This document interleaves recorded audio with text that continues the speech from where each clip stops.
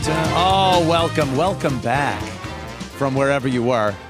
Look, I'm not going to try that old facade. We are recording shows for vacation. We are on vacation.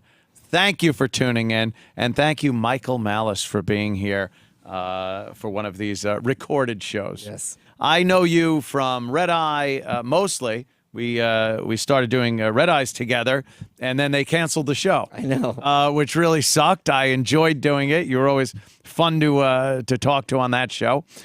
First, I got to get this. What's the lapel pin is very interesting. Interesting is always a euphemism, isn't it? I think it is. Did you meet that guy? His face is kind of interesting. Interesting. It's an interesting thing. No, because you know what? The noose has become just this taboo thing. Right. Now, I can understand why years ago, but I don't know why such a to-do is made over a noose, which could mean a lot of things. Well, I have a ton of lapel pins. I wear them instead of ties to have some flash to my outfit, right? Yes. And I got this for Camille Foster, who is Jamaican but doesn't identify as black. I said, you can pull this off, but I can't. And he goes, I'm not wearing a noose, and it's been sitting on my shelf. And So- I'm like, here I could wear it. Fox, I can't wear it. No, Fox, you cannot wear that. But I did, yeah, so... Yeah, sure. I actually put this on to get on the subway, and I'm like, wait a minute, this is not a good move. And I took it off and put it in my pocket. Do you think you'd get flack for that on a subway? Like, do you think I've seen enough live leak videos that Let's not take the chance. there's no upside. Yeah, you're absolutely right. Not one upside. Yeah. Yeah. It's not like some hot girl's going to strike up a conversation. Go, hey, Yeah, noose, hey, that's noose, a man. Nice suit." noose you got there. Now you were on Gavin's show, I guess. Yeah. You did, and that was a week ago or so, or a couple of weeks, because Right. we're taping this or something. But yeah, Gavin, I haven't heard a show with you on and Gavin, but I've heard from people that it's very entertaining. What's your take on Gavin McInnes? What I announced today on Gavin's show this morning, and I'll repeat now, announced a couple of weeks earlier. Yes, a on couple of Gavin's show, weeks later. I'm writing a book called The New Right.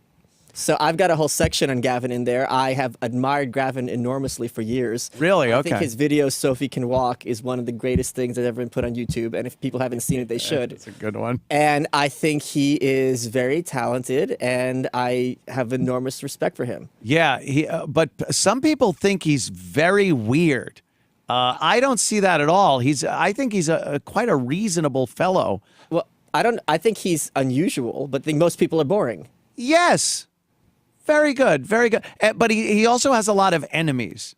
Yeah. And I think that's just because of where we are in this day and No, age. it's not. You don't think so? I think you think he'd always have enemies? I think he's intentionally being provocative needlessly sometimes. Really? Yeah. You don't think so? I know that he knows how to get heat, as it were, Right. or ink if he needs. But I think he's sincere in everything he's doing. I think he's that kind of passionate about his. You don't think he's passionate about his You ideology? could be passionate without being antagonistic. But I think that's part of his personality. Sure, but that's there. But it's sincere. But it certainly explains why he has more. I think he has more enemies than you or I. Yeah. Well, maybe not me. Okay. I have quite a few. Yeah. But Yeah, you're more important. than me, it's so more of a that's fine. personal reason with Yeah. me than like him. It's purely based on ideology, I think. Right.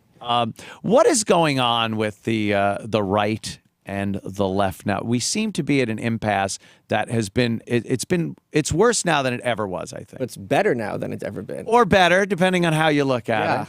So first of all, it's not worse. This is the thing. When I talk to these like white supremacists and white nationalists on Twitter, and it's really great when they find out that I'm Jewish because they don't know what to do. And, Oh no! Now what? and they start tweeting each other. Oh, no. and What am I look, supposed to do? And it's protected accounts, so I can't see what they're saying, but they're all freaking out. They're like, "When are you going to go full 1488?" And I go, "Is this when I tell you I went to yeshiva?" They're like, "Wait, what?" So I just finished reading Buchanan's book, Death of the West. It was worse when it was all white and we had a civil war. We had a civil war. We are nowhere close to having a civil war. Interesting. Yes. So It was. when it was all white people, they didn't all get along. It was the bloodiest conflict in American history before or since. So that's number one. Number two is since the 80s, the right has had an opportunity to grow a spine, and B, have their voice heard, as opposed to this kind of de facto censorship they had with the fairness doctrine. Right. And now when people are hearing, instead of left-wing talk versus weak sauce left-wing talk, which is conservatism, now they're hearing left-wing talk versus ideological right-wing talk. It's like, you know what? I'm going with the right-wing guys. Sometimes it's just out of spite. Yeah. But sometimes it's like, this holds more truth to me than this propaganda I've been taught. The left seems to just be losing their mind at this point, though. I'm seeing just outright lies, especially in the mainstream media. I always say corporate media, so that Corporate media. Bernie Sanders people start to get at what I'm understanding. Do you know what I mean? Corporate media. Yeah, because that's a much better way of articulating what the problem is. Yeah. I've noticed what their newest tactic is. Since the campaign started, Trump's campaign started, they just were lying, like blatant lies coming out. We saw that they were lying. Most of America was like, oh yeah, this isn't just plausible deniability lying. They are blatantly lying to us now. So when they got called on it and lost their credibility, now it seems what they're doing is just confusing the hell out of people. I have seen just the let's take the bugging, the Trump bugging of the. I've seen definitive or articles that there is definitive proof that he was bugged, and definitive proof that he was not bugged. And he's under control of the Russians. And it's been yes, proven. and you don't know what is true or not anymore. And I think their goal now is just to confuse the American people enough where they just go, forget it, and become apathetic to everything. I don't know that that's their goal, but I think what we're having is two separate tribes no longer capable of communicating with each other, which is my personal goal. Because I think it's as an anarchist, I'm against political discourse. I don't want people to be talking to each other and coming to solutions. I want there to be just a stopping of conversation, and you live in your house, and I go to live in my house. So this is a very healthy thing because, like you said, I said this on Twitter myself, either we're in a situation where it's been proven beyond a shadow of a doubt that Trump is under Putin's control, or it's been proven that Obama has bugged him and spied on him. And your only gut is to just go with the people who think like you. That seems to be it. Like they're catering to the people that think one way or another. Right. Like now you can just pick and choose and find whatever you agree with, and there'll be definitive proof that you're right. Why wouldn't I go there? I love being right. This is awesome. I won't go there because if I read that, I'm wrong. And bad. And bad. I'm an evil, bad, wrong person. So where does the truth lie in this whole thing? I think the truth's irrelevant. I think what we're having is what matters is power. And I think the three prongs, the three legs of their stool was the media, the universities, and the government. And for years, the so-called right was going after the government, thinking that's where the arguments are. But the right has now realized the government's the consequence. If you control the media and the universities, the government is going to fall into place automatically because you have the people trained correctly. So now that the media has been taken out, they're never going to get respectability again. The next step to take out are the universities, and that's already started. Yeah, that is a real tough nut. Their indoctrination centers, we've known this for a while. And that's their goal explicitly, is to make good citizens. Yeah. To make good citizens. That means people who think like us. When you see something like what Gavin went through at NYU and Milo over at Berkeley, and I know Ann Coulter is either supposed to be or already did. I'm not sure what the date is, depending on when this aired. But so Donald Trump and you are both time travelers. Yes, we're time traveling. Yeah, me and Donald in a DeLorean. The flux capacitor is fluxing. I know there's going to be problems when Ann Coulter goes to Berkeley to speak, and I doubt she will get a chance to speak. Right, and this is great, and here's why. Because when we were growing up, right, going to college was this great aspiration for the middle class. Yeah. Like the dad didn't go to school, but my son is, and I'm so proud, and he's learning something, and he's gotten better, right? Now it's become, what has college done to your daughter? She comes in looking like I don't know, Miley Cyrus, and she leaves looking like the other Miley Cyrus, right? But 300 pounds and with blue hair. So the point is to turn the middle class against universities and view them as agents of evil as opposed to agents of empowerment. And I don't care where you are ideologically, and I don't care if you care about politics. If you're at home and you turn on TV and you see fires, you're against it. This is what happened in Ferguson. Like 2010, Ferguson riots happened right before the 2010 elections. People who are in the middle are like, I don't know from Republican, Democrat. I know fire bad. Fire bad. So when you see universities and you see riots and the schools on fire, like with Milo, and you see people getting maced for talking, it doesn't matter where you are. If you're disaffected, you're going to be against it. Where did it come from that these students and just hard left crusaders decided that some people were not entitled to their First Amendment right?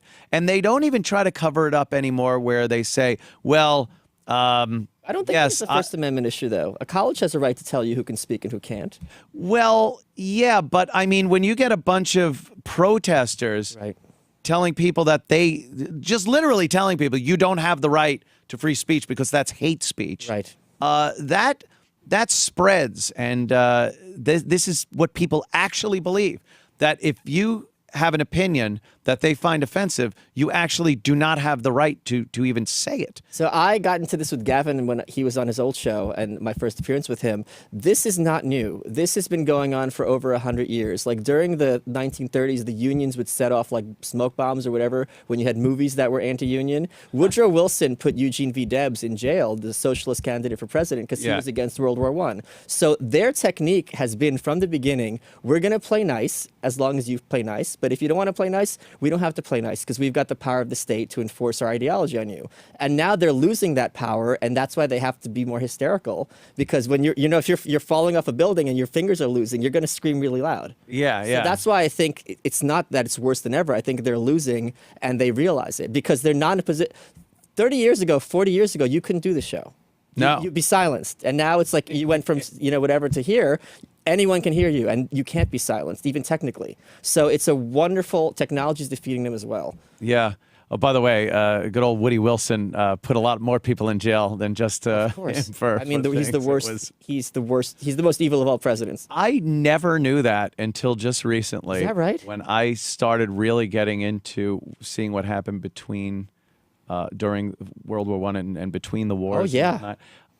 Boy, did he clamp down on any dissent as far as the war went. He was a monster, absolute monster. And like in for example, a progressive liberal. Right. Their vision was the time for conversation's over. We know what needs to be done. Right. In 1936 or 35, Ayn Rand, who had escaped, Stalinist Russia, was peddling her novel We the Living, and she was told by all the publishers, "You don't understand how communism works." So and she almost couldn't get a publisher. So this has been going on for a very, very long time, and now they are screwed. Yeah, I was talking about that on Alex Jones' show today. It was a lot of fun. Or 2 weeks ago. 2 weeks ago, I think it was. But I was talking about how I was watching. I got to get on that show. It's so fun. Oh, you got to get me on that show. It would be the greatest thing in history. It really would be. I would have you on when we come back. The next time I'm doing it, I'll have you on as my guest on my God. the show. The world would end. The world would It end. would be hilarious. Oh, my God. That'd be Okay, great. I'll get a lapel pin. I would love that. It would be great. But I was watching a documentary on Between the Wars. Yes. And the 20s really seems to have a pretty close to what we're doing now. Yes. People were tired of war, sick of war. Yes. There was this feeling of that this building prosperity that was happening. We wanted isolationism. Right. And America First was actually a quote that was America First. So it's nothing new going on, but we can look at history and see where that led. But also the 20s had something very nasty that started, which is the Algonquin Roundtable and the idea of American snark. So the Algonquin Roundtable, people don't know, is all the smart literati in New York went to the Algonquin Hotel, they sat around this round table, and they all were wise asses at lunch. But this is the same ideology. This is the people who founded the New Yorker, and this is the same ideology that went on to Gawker. This idea of like, I'm smarmy, I'm smart, and you're stupid. And the trick they used is, like Jon Stewart used, instead of being it's funny because it's true, they were presenting it as it's true because it's funny. So as long as they were clever, they put over all their ideas, and it's no coincidence Dorothy Parker, who's the most famous member of that group, left her estate to Martin Luther King, even though she never met him or had any interaction. Because underneath that smiling ha ha ha, there's that earnest far left zealotry. And we see it to this day with like all these other sites. Yeah. You call yourself an anarchist? Correct. Is that what? Now that to the layman that sounds very destructive. Yes, sir. And so what would your ideal America look like? We'd be broken up into at least 2 or more sections. One more. There's no reason for us. This country has had 2 cultures since the beginning. There's no reason for us to stay together. But ideally, as an anarchist society, instead of having people grouped together by geography, which is outdated in a sense, like me and my neighbor, I have more in common with you ideologically than the person next door to me. Right. We would be segregated or sorted out by ideology. So I could switch from government to government the same way I switch from Cell to Sprint, from Sprint to AT&T. That is an interesting idea. I've never heard that. So if you don't like the government you're in right there, you would what? Just move to a different... No, you don't have to move. You just call a number and now you're under someone else's protection. And how does that work where How does with it work? laws and... How does it work if I'm on Sprint and I call AT&T? Someone is paying someone, right? Yeah. Do you know who? No. Do you know how it technically works? Do you need to know? As long as it works. I love Right? this. Here's the other issue. If I'm a British citizen and I kill an American in Mexico, what happens? You I don't know. I don't know either. Something I don't happens. know It's been either. I worked would out, guess right? you'd stand trial in Mexico. Maybe. Maybe. It's been worked out. So people, the idea that we can't sit and figure it out in 5 seconds doesn't mean it's not figure outable. It just means that people who are a lot smarter will be able to provide this service without having to deal with the cops or having to deal with unions or dealing with the government. If you had 4 different types of government, let's say, and you wanted to change, wouldn't that affect what laws you need to live under in the place where you're living? Well, I don't believe in laws. I believe in rules, right? Rules. So like laws are edicts. So basically, here's how law works. According to how Americans think law works is 535 magicians go to Washington, they argue, they write a magic spell on a piece of paper, which is a law, and now everyone has to obey this. Right. It's like, I can't have alcohol because these wizards, 300 of them decided you're too young to have alcohol. Well, fuck you. How about that? Like, I don't care. The Constitution is literally identical to magic in these people's eyes because they created this invisible being called the government, which somehow controls all of us as long as we're between these 2 oceans. It's nonsensical. So basically, you don't need government, but you do need a system of order. And here's the other thing. The places that are the most dangerous are precisely the ones that are under government control. The alley, the subway, the sidewalk. Meanwhile, if you go to a hotel, which is private, and everyone there is a stranger from a strange place, it is 1,000,000 times safer to go to a hotel than to go on the subway at night. Am I wrong? Amazing. But am I wrong, though? No, that's just it. You're absolutely making complete sense, but it's so beyond what we are.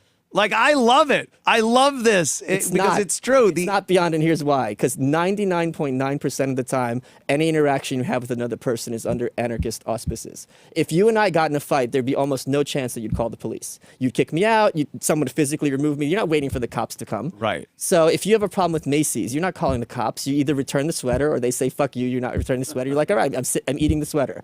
So the idea that the government is a resource for you, and then people are like, well, that's all because the government is providing it underneath. It's like, that's the logic that says, well, exorcists are there to make sure there's no demons possessing you. I mean, it's just because if something's invisible doesn't mean it's actually having a force. It's a myth. Yeah. Most people, though, that like more government do Let them have it. They bring up hey, well, the highway's got to be maintained and the infrastructure has to be maintained. That's usually their big argument. Oh, you're not for big government? Well, what about Social Security? And all, like, they'll bring up these programs and things that we have and need that the government does supply us and say, well, what would you do without that? Well, if you want to have Social Security, go ahead. Let me escape if I want to. And the thing with the roads is, this is an issue where technology... See, I'm not a Democrat, lowercase d. I don't believe in democracy. I don't want to persuade people because if I have to spend my life trying to persuade 500,000 people to my point of view, I'm screwed, right? But let's look at... I try it on Twitter every night. It's terrible. It's Sisyphus. You're not getting that rock up the hill, ever. No. And then they die, and there's new ones. So let's look at roads. right now you have something, I'm sure everyone knows, the Easy Pass, right? You have that in your car, you go through the toll and it swipes. You could easily transition to private roads right now, and the Easy Pass calculates which road owner, takes a percentage of your fee or whatever, something like that. You don't need to persuade those people private roads are better than public roads. All you need to do is you stick this in your car and you go, okay, I'm convinced. All right. So it's not a question of persuasion, it's a question of technology. So what? And who builds the roads now? The roads are built by private companies. They're outsourced. It's not like government union workers are out there with the shovel. Hillary Clinton's not digging ditches, motherfucker. For fuck's sake. But all right, what's your idea of what government should be in this country? Does not exist and should not Nothing. exist. Just nothingness. Anarchism. It's not anarchism. Yes, not in any country. Okay. I love this. I love this. The Constitution was illegal. Really? You know this. They went in under the Articles of Confederation, and explicitly the law said you are not allowed to throw these out. And they secretly said, well, we're throwing it out and rewriting the Constitution. It was a coup. And this is not some secret. This is public knowledge. Look on Wikipedia. But are you talking about from the Founding Fathers? From England, though? No. We had after we were independent from England, we had the Articles of Confederation, right? Yeah. That was our government. It was weak. So the Founding Fathers had a convention, and they sat down. They're like, we're going to revise the Articles of Confederation. That was their edict. And they said, you're not allowed to change this. And they came in, they go, we're throwing this shit out, right? And they're like, oh, yeah. And we just wrote a new constitution illegally. And now it's the magic paper. Yeah, that somehow all these people signed it, and now I have to follow it because why? And you have a right to vote because why? It makes no sense. Good because it makes sense. You're saying this, and it's great, and it makes sense, but it's so out there to the normal American that is just that reveres the Constitution. That's why I don't believe in voting, because these people have gone to government schools and watched television written by people who went to colleges run by progressives. So they're not going to be able. And here's the other thing: anyone who has a radical philosophy like I do, you're either going to sound like a moron or a lunatic. If you talk about 5 minutes, you're not getting over it. It's a very complicated issue, of course. So I'm aware of that. Yeah, obviously. I'm just trying to think of. We, as human beings, feel we need some type of structure. Correct. I don't know. I agree with you. We do. Right. And whether it's magical and fake or real, I think the government or whatever it's supposed to be gives us this sense that we're in the matrix. We're in a structure that helps us. Do you want to be in the Matrix, or do you want the red pill? I don't want to be in the Matrix. Anthony Cumia is a blue pillar. Everyone heard it here first. A red pillar. Apparently not. I love You're it. singing the praises of the Matrix. No, I'm saying that the majority of people love that. H.L. Mencken said the average man does not want to be free. He wants to be safe. Yes. That's 100% true. Right. And I think freedom, what you're talking about, is true freedom. Correct. Now, I would assume, based on what your vision would be, is that if I want to drive a car, I just get a car and start driving it. And I don't have to go through a government agency to permit me to drive a vehicle. The road companies are going to have rules in place. Okay. Because if you're going to be using the roads, or the car companies might have rules in place because they don't want to be in any sense responsible for wrongdoing. Now, they put rules in place. Who enforces those? You'd have private, just like now you have private. Like if you pee in the pool, if you pee at the pool at the community center, you're not calling the cops. There's a security guard there. Right. And in fact, if you had, back in the day, you had the postal service, right? And packages took a month. Now you have couriers, UPS, FedEx, DHL. Right, private. Infinite choices, and they're all cheaper and better, and you have tracking. The Postal Service only recently had tracking. It's like ridiculous. It's like, oh, now I know where my package is at all times. This is a big innovation. Everyone knows the U.S. Postal Service is the biggest failure of parcel delivery ever. Right. And it's government run. And you have no recourse. And losing money like crazy. So and you have no recourse. It would be the same thing. If you had privatized security, you'd have many more cops, because the bar would have a cop, and the street would have a cop, and your apartment building would have a cop. Now, who are they accountable to? This just seems to continue to go back to something that, and I'm not agreeing that we need this. I'm just saying everything seems to go back to needing some type of final say in everything. So who has the final say if I'm a British person who kills an American in Mexico? Yeah. So you're arguing for no. world government. I don't- And you're saying unless there's one world government, you can't have any government. No. But that's the implication. I'm not arguing for it. I love your vision. I want your vision. This is all I'm Dave saying Smith's is, vision too, by the way. It's what? Dave Smith's vision also. Oh, yeah. Well, Dave seems a little more willing to compromise. Really? Yeah, I think so. Okay. I think from talking to him, I don't know. Maybe if I talk to him a little more in depth, I would see that. But so if who would the security be accountable to? The market. If they get out of hand, let's say, and really start overstepping their boundaries and powers. So this is a technical question. Like right now, if you have private security, like suppose you have a bodyguard company. Okay. Like, and they get out of hand, what happens then? I guess that you call the police. But you don't or really sue them. Right. There would still be lawsuits. litigation. There'll be litigation and torts. And I agree with you. At the end of the day, if you're going to have a group that is acting evilly, that is going to be a problem. But that is a problem now. And right now, that group is the government, and they can wage war. And Yeah. I'd rather they have 100 employees and be a private security company than be able to draft people and have nukes.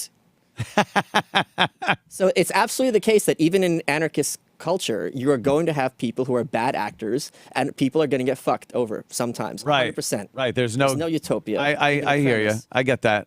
I've always talked about how we love saying we're free, and you are so not free in this country. I would, if you're starving and you have a gun, wouldn't it be great to just be able to go out and shoot a rabbit and skin it and cook it? And try doing that in your local, neighborhood, wherever you live. I'm Jewish, so this doesn't resonate with me. Maybe I hire someone to do it for me. Maybe you hire someone. But no, if you actually to think like you're not free to hunt your own food based on where you are. Right. And that's one of the most basic freedoms you should have, to be able to supply yourself or your family with food. And there are restrictions on even how you do that. What about from that case in the 1930s when the guy was growing corn in his own field and they said this is interstate commerce and that could be regulated because it affects the market? It affects the market. Yeah, so we need a separation of commerce and state for the same reasons we have a separation of church and state. Before, when the priests had armies, you had the Crusades, you had all these horrible things, and priests were viewed as agents of corruption. Now they're viewed as these nice, like classic gay people, right?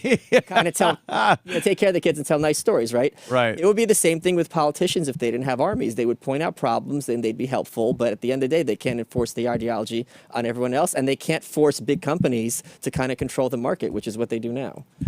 The way I see politicians now, as opposed to when I was kind of growing up and they were oddly enough looked up to, Right. It's such a stark difference. When you realize they don't give a shit Right. about anybody else but themselves and their family. And I'm not even saying they should. Right. That's the point. I'm not saying They're not they that should give a shit. What are they, fucking, saints or something? These people are just, they got a great gig. Yep. It pays well. It gives them the opportunity to make side money. Famous. They have some power, some fame. And nepotism runs rampant, so they can take care of their families. You can't blame them. But who in this day and age actually believes that, I am here for you. I am going to, and you don't laugh at this now. And where does this lead to when enough people are red-pilled to the point where they go, this is bullshit? Right. Well, it might lead to your vision. It is. It's going in that direction because it doesn't need to be 51% of the population. It just needs to be enough that's a holdout that's like, fuck you. And then it'd be like, all right, you go your separate ways. And that's all that's necessary. Just that one little pocket. Did we see a little bit of that, like raising its eye above the wall when Trump got elected? 100%. That's what that is. I think Brexit's even a bigger example. Brexit was huge. When that happened, people started thinking, hey, this Trump thing might have a chance because of the momentum. You can kind of feel it. Yes. Yeah. What do you? What's your opinion on Brexit and what it means for the EU? It's the greatest thing ever. I mean, it could not be better. Even if it doesn't work out well, the fact that it's such a repudiation, and especially in Europe, which is far more under progressive sway than we are. Oh, yeah. The fact that it's a repudiation of this whole ideology is just absolutely wonderful. It's a good first step, but it's making the right people crap their pants.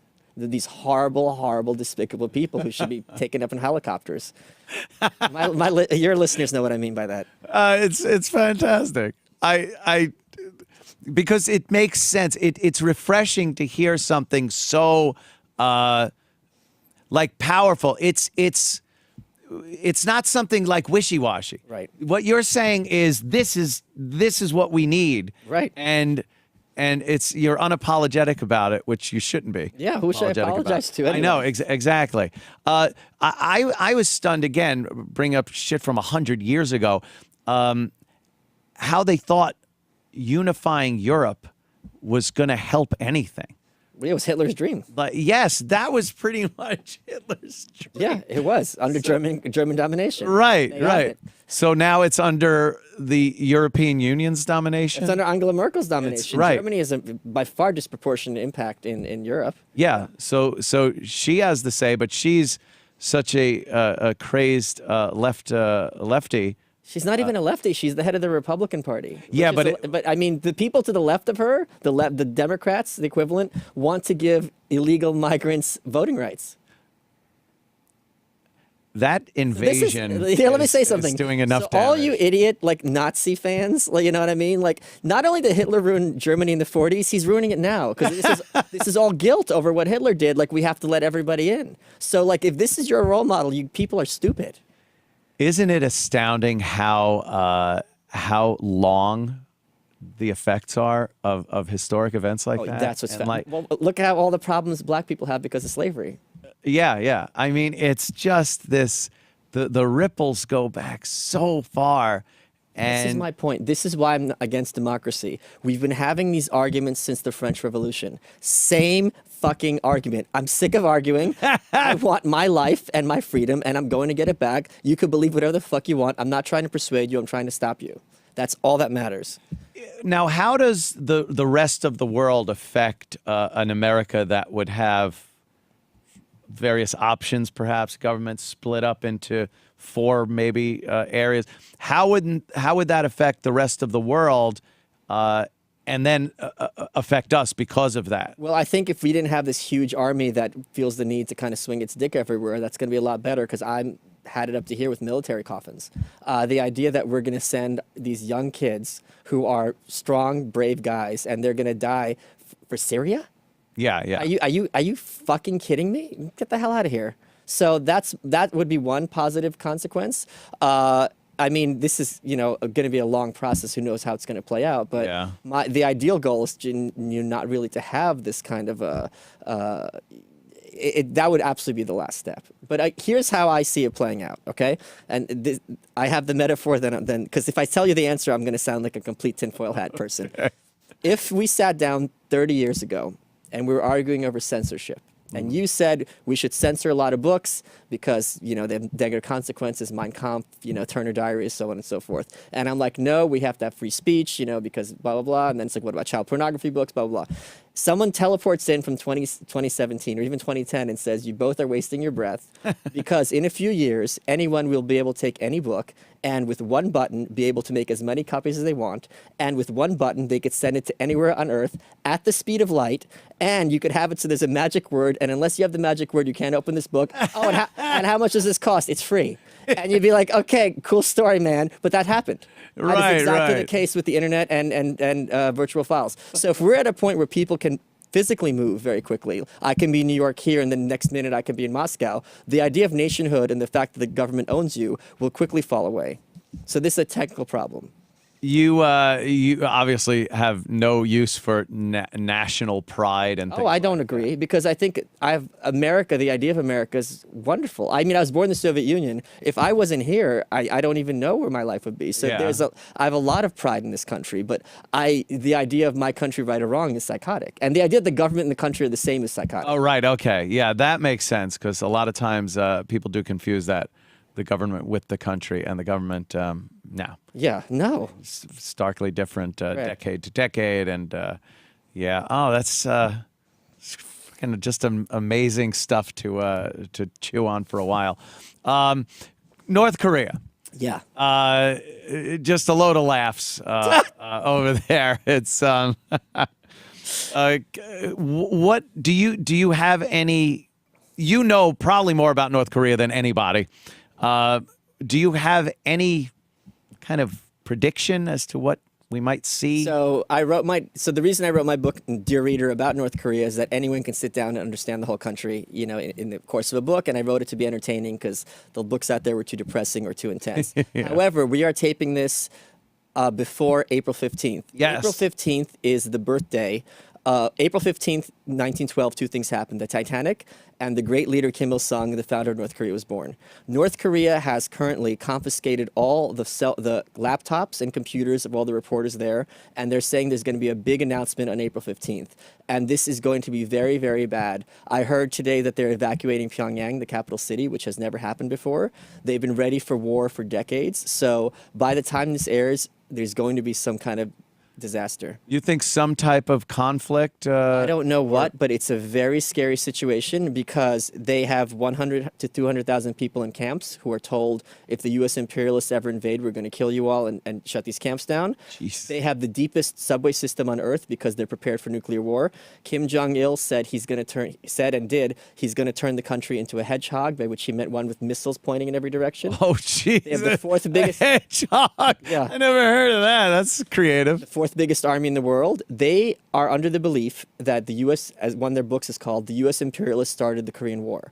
So when they escape North Korea and learn... What did they mean by that?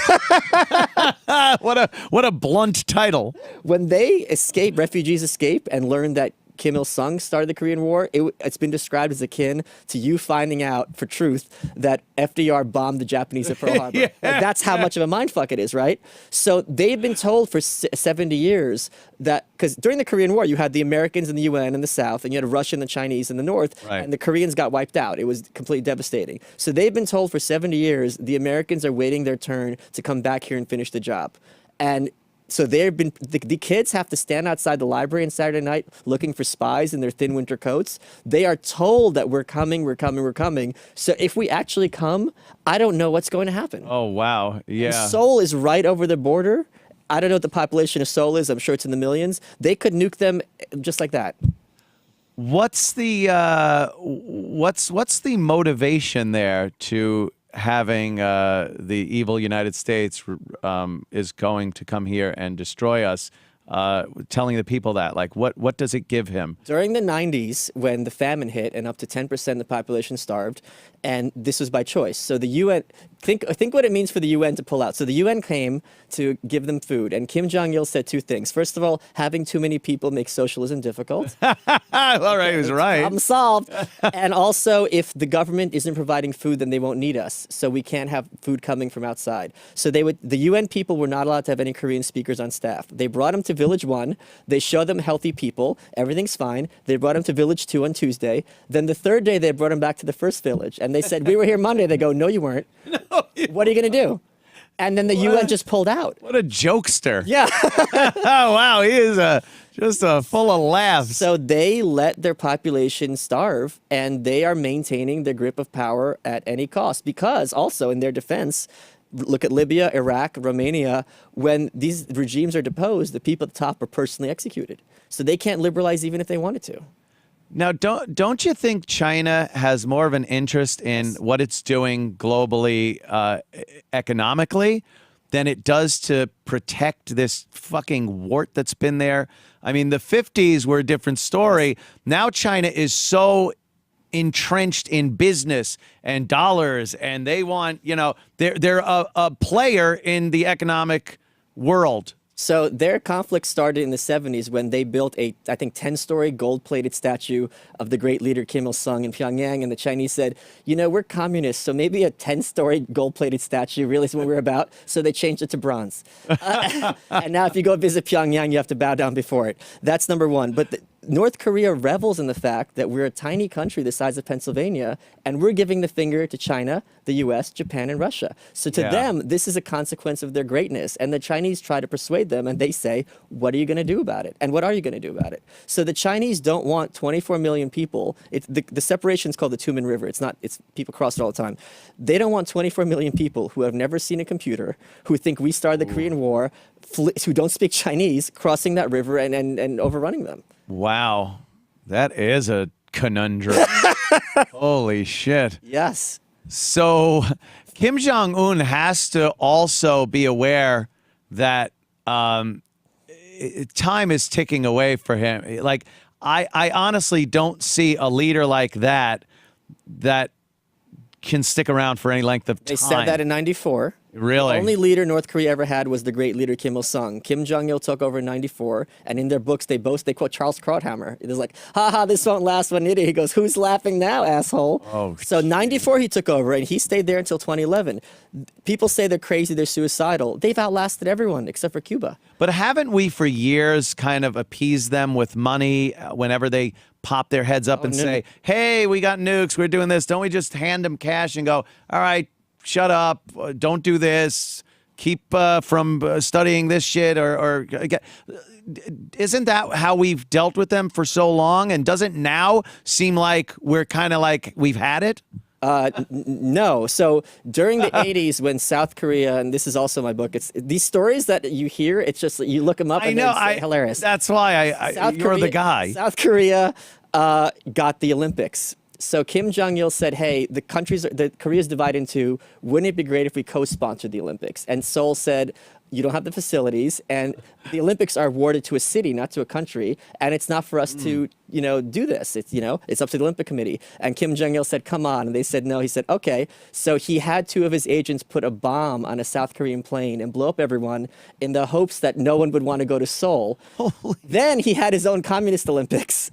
However, this put North Korea under the state sponsor of terrorism list for a very long time, right? Which had a lot of sanctions that went with it, so on and so forth. That's why Madeleine Albright went under Clinton, because they thought if we're nice to them, maybe they'll back off. But Kim Jong-il's strategy explicitly says the way to treat America is to slap her across the face. So they love being these little tough guys. Yeah. We've tried giving them money. Bush had them on the axis of evil. He was very tough with them. They said, fuck you. What are you going to do?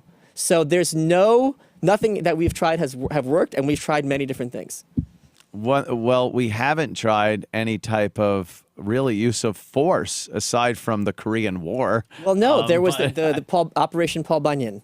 So during 74, I think it was, there's the DMZ, which separates the 2 countries, right? Right. There was a tree blocking our view of North Korea. So we came to chop down some branches, and the North Korean guards took the axes and chopped up the Americans, right? Jeez. That axe is still on display in North Korea. I saw it with my own eyes. So the Americans got so pissed, we launched Operation Paul Bunyan, and we came with like all these army guys and these planes, and we chopped that tree down to a stump. They also seized one of our vessels, the USS Pueblo, and they still have it there, and it's the only American ship that's not under American control. Oh, they still have that? They still have it. They show it, yeah. It's a tourist attraction. That is just astounding. Yeah. So, we'll look for the 15th and see, it has passed. When this is playing, it has passed. Wasn't that something? Yeah, that mushroom Holy cloud. Shit. We're the only people alive. This is all gone. This is all gone. Can you believe it? Wouldn't that be silly? I don't think this show would be running. I don't think someone would come here and press play if that was the case. So it's kind of like that lost show that we did on Red Eye. It was such a good will episode. Never air. And my Superman transition. Your Superman transition. Oh, there it is. Whoa. Oh, God. Well, that's about it.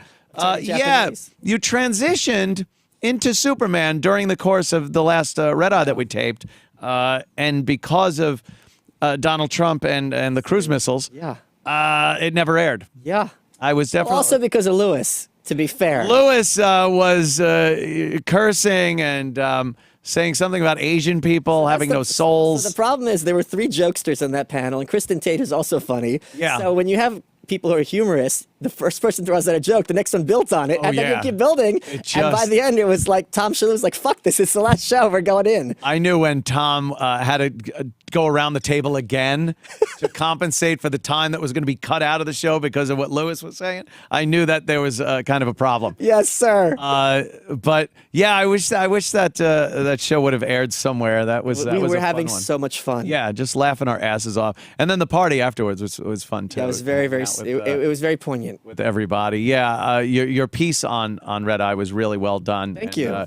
Really, I don't think people really got what was going on there. Right. It was this very unique outlet for funny people or politicians or just anybody to come on, talk about the day's news in a very loose open fashion that just isn't really done anywhere. Right, and it's very sad because as I wrote in my article, one of the things I aspired to for years was to be a red eye regular, because this was the only place on TV you could be right of center and humorous and also just off the wall. Yeah, yeah. You have the guy from Guar there. You have Neil Hamburger there. It's just like, how are these people on Fox? Odd that, yeah. And it did give some of the stuffed shirts at Fox a place to loosen up and really kind of be funny. And you'd watch and go like, is that Lou Dobbs doing that? You weren't on that. When I filled in for Andy Levy one episode. I had this bit with the cameraman. I said, how Andy does it. He says the person's name and then the camera goes to that person and critiques them. So I said, hey, Dollface. And the camera shook and went to Kristen Lindendahl. I go, I mean Lou.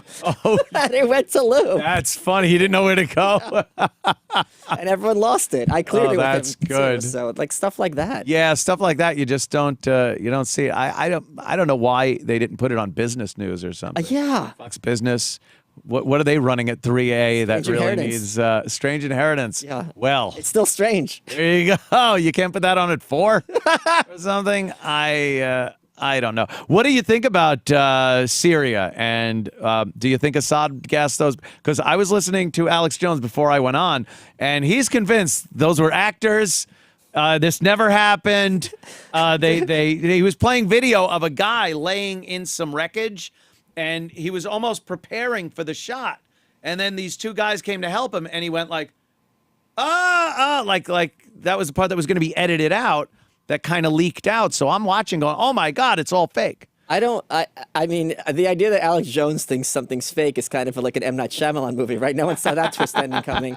I don't really know. I do know is Assad is a dictator. They don't have a two-party system there. It's not like you take him out and you put someone else in. You're not putting Jill Stein or Gary Johnson to run that country. We have no horse in that race, and there's no good guys there. No, there's no good guy for us to have What is the charge. point of bombing this air raid? Like, I could see if there's a point that, like, okay, from now on, they're not going to use gas, but, like, he's been killing people pretty effectively in regular methods, and vice versa. Yeah. So yeah. I think it's just absolutely, it's just absolutely crazy. I think it was just to kind of, hey, look, we still have these things. Yeah. Like for 8 years of Obama, who used some drones and some Hellfires and things like that for individual to take out a leadership or some command and control thing. But to just lob some Tomahawk cruise missiles like the old days, I think it was just to show, hey, look, we're back. Right. We're back and we're willing to use it. Like today with the Moab in Afghanistan. Never used before. Right. Giant explosive. Who knows where they even dropped it, what it did, it probably did nothing. It's in the middle of Afghanistan in the mountains somewhere. Well, how the fuck are you going to know? Anyway, I think, again, it's this show of like, wow, that's a big explosion. Well, Who did that? I remember during the second Iraq War, there was some douchebag on CNN. I wish I could remember his name, and they were talking about shock and awe. And he had this smarmy look on his face, and he goes, they're like, what would that actually mean in practice? He goes, if you have to ask, it's not shock and awe. And I'm like, you fucking douche. Someone gave him a PowerPoint presentation and told him how great these bombs are, how awesome it is. And it's like, this isn't some kind of like RV tractor trailer or something like that. These are people getting blown up and killed who are going to be pissed about it. Yeah, yeah. And it's the idea that it's some kind of fun like committee meeting and hey, this is going to be great. This is not the 4th of July, whatever their Muslim equivalent is. So that's kind of where we are. We really scary. do. We like these things. Yeah. I don't know why. It's kind of like 4th of July with fireworks. Except we kind of body parts. Yeah. Why do we kind of like we as Americans we like when things go in a little wrong. I don't know what it is. We hope for a blizzard when they say there's going to be a blizzard. We're like, oh, I hear it's going to be bad. I hear it's going, and we want it to be bad. It's a New Yorker thing, I think. Well, I think New yeah, Yorkers but like to complain. Maybe that's it. Like, but we love when shit goes a little wrong. And I don't know why that is. And we like hearing news that we bombed something. Right. But why? Still got it. Why do we I think that's what it is, don't you think? Still, like you said, still got it. Still got it. Yeah. Hey, we're still here, and we're you better look out. Well, also because so much of the news is like how America's terrible and how we were all terrible. So it's good to sometimes be like, hey, this ain't so terrible. Yeah. Not as bad as getting a bomb dropped on us. Yeah. It's what's your view on things like the military budget and our taxes? And you don't believe in taxes. Of course not. No. So everything gets paid for, privatized. Right. Okay. All right. I mean, the military budget's insane. We don't need this military to be this big. And I think, as you know, with any other, just like that's the other thing. Republicans, when they come to the military, their logic switch inverts. Any government program, when it gets big enough, finds its own justification to keep perpetuating. Right. And the people working there have an absolute motivation to be like, I got to make sure I'm justifying my job, and I'm going to ask for more money next year. And that no office says next year give us a 10% budget cut. They always want more. Yeah. So it's just a perpetual motion machine. It's And I want our military guys here. I want them, in our neighborhoods, and I want them on our shores. The idea, how many countries are we in? It's just absolutely demented. no one even knows, really. Yeah, right. Why don't are we know. in Germany? Why are we still in Germany? Yeah. Because there are deals that were made. Right. That's It's pretty just much so it. crazy. It's financially advantageous. When you look back at once war became profitable, that was it. Like, we made so much money, or this country went from pretty much looking like the Old West, still kind of Right. that thing, and then mechanized combat, kind of, you got to keep making the machines, and then if you're making the machines, you got to use them so we can make new machines. But there's something else which has been fallen away, which thankfully is no longer a thing. If you look back during World War I, dying for the sake of war was regarded as the greatest thing ever. Oh, yeah, There's yeah. this poem called Rendezvous with Death. I heard that, just the other day. The guy from, he was a kid from Harvard or Yale, and he goes, Yeah. maybe I'll be buried in a hilltop, but I've got a rendezvous with death today, and that'd be the best thing ever. And he died, in World War I. Yeah. And there's that poem out of Canada, which is poppies, about how if you look at Flanders Field, in Flanders Field, there's all these poppies because there's dead people, and if you don't fight, all our deaths will be in vain. Well, I'm like, that's the sunk cost fallacy.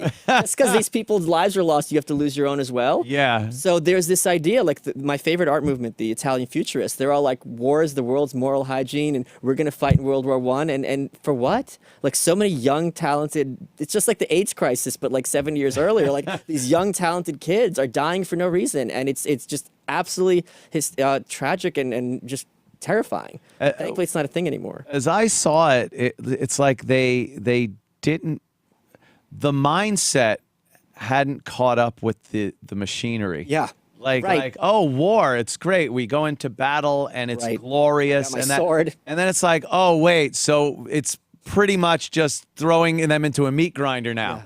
There's not really much glory, and like, oh, it's just a mechanized destroying of human bodies. And that's how plastic surgery got invented. Really? Because after World War I, everyone came back disfigured and deformed. Fucked up. Yeah. Well, And then they were like, maybe this isn't so hot. maybe this maybe isn't everyone's- what we should yeah. be. But then they decided, 20 some odd years later, Or maybe it do is. it all over again. We'll get it right this time. Yeah, we'll get it right this time. Number 2. It's going to be like The Godfather and The Godfather 2. Some people thought the sequel was better. I don't know. Mike, you're fantastic to sit and talk to. I love this. I know the people watching are enjoying the hell out of They're this. alive. Yeah, if they are alive after April 15th. But thanks so much for coming on. We got to do this again for the live show. Definitely want to book you to just come on and do the live show with me. This was so great. Thanks It's always so a much, hoot, man. Anthony. Thank you. Fantastic. And we'll be back. You know we will. It's vacation. We have more shows, and we'll be back live at some point in May. So if we're still here again. Thank you, and have a pleasant rest of your whatever time it is.